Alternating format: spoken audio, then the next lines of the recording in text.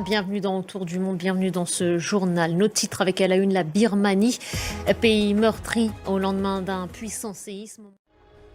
Le bilan s'est considérablement alourdi en Birmanie. Au moins 1644 personnes ont perdu la vie dans le puissant séisme qui a touché la région.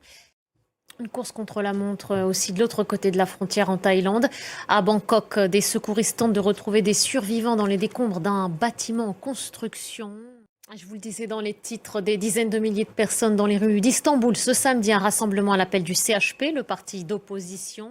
On a ces images, Mathilde, de cette foule compacte qui s'est formée tout au long de l'après-midi à Istanbul. Un rassemblement aussi placé sous surveillance, vous l'avez constaté.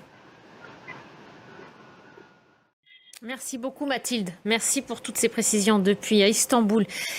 Gauthier, à quel point et dans quelle mesure ce mouvement de contestation, qui n'est peut-être pas né seulement le 19 mars dernier, qui couvait peut-être avant, mais dans quelle mesure est-ce qu'il est aujourd'hui gênant, embarrassant pour le président turc? Oh, vous savez, pour le président turc, toute opposition est embarrassante. L'avenir nous le dira en tout cas. On continuera d'observer ce qui se passe en Turquie. Merci beaucoup Gauthier. Tout autre chose maintenant avant de refermer ce journal, ces images, celles de cette éclipse solaire partielle. Restez avec nous pour la suite d'Autour du monde.